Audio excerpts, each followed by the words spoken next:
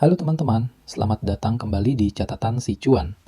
Oke, jadi di video kemarin kita udah lurusin mindset ya. Kalau saham itu pada dasarnya ikut punya bisnis dan bukan judi. Nah, setelah kamu paham konsepnya, dan saya asumsikan sudah berhasil buka akun sekuritas, kamu pasti ngalamin ini. Kamu buka aplikasi investasimu dan buset, ada 800 lebih saham. Ada kode BBCA, GOTO, AMRT, Brand, ANTM, merah, hijau, semua nyala kedip-kedip. Bingung? Pusing? Tenang, itu wajar banget. Ini adalah masalah terbesar yang dihadapi semua investor pemula. Ini namanya analisis paralisis. Saking banyaknya pilihan, kita malah jadi freeze dan nggak jadi ngapa-ngapain. Nah, sebelum saya kasih tahu caranya, saya harus kasih tahu dulu apa yang jangan kamu lakukan. Kesalahan pemula nomor 1 adalah FOMO, Fear of Missing Out. Lihat saham lagi hijau banget, langsung dikejar, takut ketinggalan. Dengar teman di grup WA atau lihat di TikTok ada yang bilang saham X katanya mau terbang, langsung ikut-ikutan beli. Teman-teman, itu namanya spekulasi atau judi, bukan investasi. Ingat video kemarin? Kita mau beli bisnisnya, bukan tebak-tebakan angka. Jangan pernah beli kucing dalam karung. Oke, jadi gimana cara mulainya kalau gitu? Gampang, nggak usah lihat grafik rumit yang bikin pusing dulu. Coba lihat sekeliling kamu. Metode paling gampang ini namanya mulai dari yang kamu tahu dan kamu pakai. Langkah 1, cek dompet dan HP kamu. Kamu nabung di bank apa? Oh, bank BCA. Itu kodenya BBCA. Atau bank BRI. Itu BBRI. Kamu pakai provider HP apa? Oh, Telkomsel. Itu kodenya TLKM.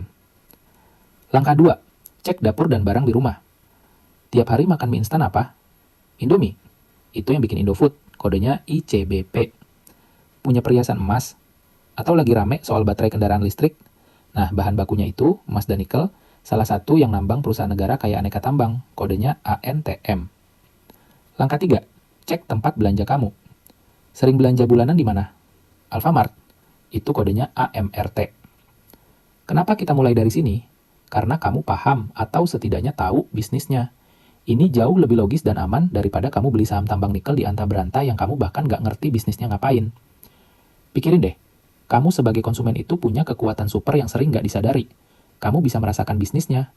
Kalau kamu lihat antrian di Bank BCA makin gila, atau Alfamart di komplek kamu yang tadinya cuma 1 sekarang jadi 3, itu data. Itu feeling yang nunjukin kalau bisnisnya lagi tumbuh. Ini adalah keunggulan yang nggak dimiliki analis Wall Street yang cuma lihat angka di komputer. Tapi, tunggu dulu. Apa semua perusahaan yang kita pakai sehari-hari itu bagus untuk investasi? Belum tentu. Sekarang, kita butuh filter pengaman. Namanya adalah blue chip. Gampangnya, ini adalah kapten timnya di bursa saham. Ini adalah perusahaan-perusahaan raksasa, bisnisnya sudah mapan puluhan tahun, stabil, dan biasanya rutin bagi-bagi untung, dividen. Terus, cara gampang nemuinya gimana? Gampang. Di bursa kita ada yang namanya indeks LQ45. LQ45 itu adalah daftar 45 saham paling top di Indonesia. Paling besar dan paling sering dijual beli. Ini adalah kolam yang relatif aman buat pemula belajar berenang. Nah, sekarang coba kita cek. Perusahaan-perusahaan yang tadi kita lihat, BCA, BRI, Telkomsel, Indofood, dan juga ANTM, itu sudah pasti masuk daftar LQ45. Tapi, ini disclaimer yang sangat penting. Relatif aman, bukan berarti harganya nggak bisa turun. Saham blue chip atau LQ45 sekalipun pasti bisa turun harganya. Namanya juga investasi, ada risiko.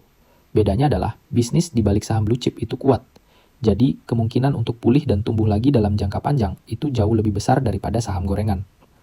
Tentu saja, relatif aman juga bukan berarti kamu bisa asal tunjuk dan beli semua di daftar itu. Gimana cara membedah dan memilih saham-saham di LQ45 ini secara lebih detail? Akan kita bahas di video-video selanjutnya ya.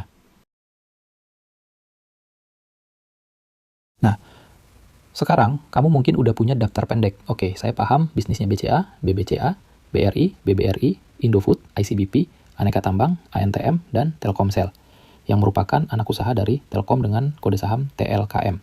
Semuanya masuk LQ45. Terus, saya pilih satu aja yang mana? Atau saya beli semua? Jawabannya ada di kata kunci super penting ini, diversifikasi. Diversifikasi itu artinya jangan pernah taruh semua uang kamu di satu saham aja. Kenapa? Gini, bayangin kamu taruh semua uangmu di saham bank. Tiba-tiba ada peraturan baru yang bikin bisnis bank jadi susah. Wah, uang kamu bisa turun semua. Tapi, kalau kamu menyebar risiko, kamu beli sedikit saham bank, misal BBCA, dan sedikit saham telekomunikasi, misal TLKM, atau saham komoditas, misal ANTM. Mungkin aja pas saham bank lagi lesu, orang-orang malah makin butuh kuota internet. Jadi, saham TLKM kamu tetap kuat dan kerugian kamu tertutupi. Risikonya menyebar. Jadi, untuk pemula, nggak usah pusing milih satu pemenang. Jauh lebih bijak kalau kamu cicil beli 2 atau 3 perusahaan dari daftar yang kamu ngerti tadi. Misalnya, satu dari sektor bank, BCA atau BRI, dan satu dari sektor konsumen, ICBP, atau telekomunikasi, TLKM. Ini adalah langkah awal yang jauh lebih aman. Tentu saja, ini baru konsep diversifikasi yang paling sederhana. Gimana cara detail membangun portofolio, berapa persen pembagiannya, dan cara menyeimbangkannya, rebalancing, akan kita bahas juga di video-video lain. Jadi, gampang kan? Untuk saham pertama kamu, rumusnya simpel. 1. Mulai dari yang kamu tahu dan pakai sehari-hari. 2. Filter pakai daftar LQ45 biar yakin itu perusahaan besar. 3. Sebar. Jangan taruh di satu tempat, tapi pilih 2-3 saham dari sektor yang berbeda. Nah, kalau setelah nonton ini kamu masih bingung atau masih takut pakai uang beneran, nggak apa-apa. Itu wajar banget. Kamu bisa belajar dulu pakai akun demo. Banyak sekuritas sekarang nyediain fitur ini. Jadi, kamu bisa coba beli dan jual pakai uang virtual dulu buat ngelancarin klik-kliknya dan ngerasain feel-nya tanpa risiko kehilangan uang sama sekali. Tentu aja, ini baru langkah awal untuk memilih. Masih banyak banget hal seru lain yang bisa kita pelajari. Kalau teman-teman tertarik, di video-video selanjutnya kita akan coba bahas dunia saham ini lebih dalam lagi. Makanya, jangan lupa subscribe dan nyalain loncengnya biar nggak ketinggalan obrolan kita berikutnya. Ingat, memilih saham pertama itu bukan soal cari yang paling cuan cepat, tapi soal membangun kepercayaan diri dan kebiasaan yang benar sebagai investor. Semangat terus ya buat teman-teman yang baru mulai berinvestasi. Sampai jumpa di video berikutnya.